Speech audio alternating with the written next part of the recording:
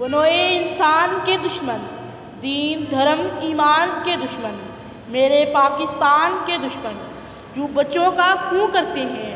کون سا ایسا جرم تھا ان کا، کون سی ایسی غلطی تھی، موت کے تاجر یہ سوداگر، سب ظالموں سے بھی ظالم، پتھر سے بھی پتھر دل ہیں، انہیں درندوں جیسا کہنا یہ تذلیل درندوں کی ہے۔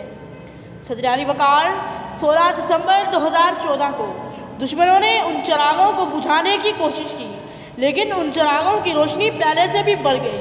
پہلے ان کا دل ان کے سینوں میں دھڑکتا تھا علی وقار، لیکن اب وہ شہید معصوم فرشتے ہر دل کی دھڑکن ہے۔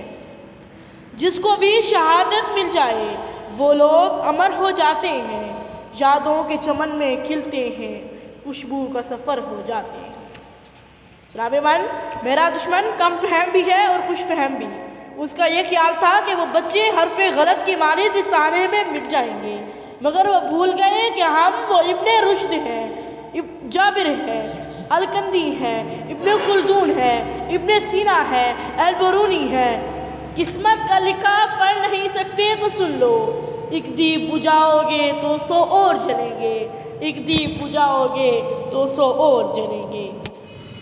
صدر علی وقار وہ سکول جہاں علم کی دولت بانٹی جاتی تھی، وہاں خون کی ہولی کھیلی گئی۔ اے پی ایس پشاور کے سکول کے بچوں کے دلوں کی دھڑکنوں کے ساتھ دھڑکتی وہ آرزو کس وحشت سے دوچار ہوگی جب اسے اپنی آخری سانسوں کا پتہ چلا ہوگا۔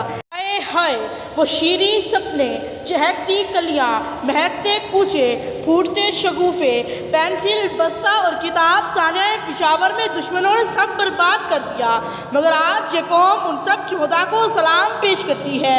اے پی ایس کے اس پرنسپل کو جس نے جرأت و ہمت کی مثال قائم کر دی، ان بہنوں کو جو آج بھی دشمن کے بچوں کو تعلیم سکھانے کا عزم رکھتی ہے، ان ماؤں کو جو آج بھی باحوصلہ ہیں اور اپنے شہداء پہ فخر کرتی ہیں، تو یہ قوم سلام پیش کرتی ہے ثانیہ پشاور کے ایک ایک شہید کو جس کے بیت لہو نے کربلا کی یاد تازہ کر دی۔ شہید کی جو موت ہے وہ قوم کی حیات ہے، شہید کی جو موت ہے وہ قوم کی حیات ہے، شہید کا جو خون ہے وہ قوم کی زکوٰۃ ہے۔ شکریہ۔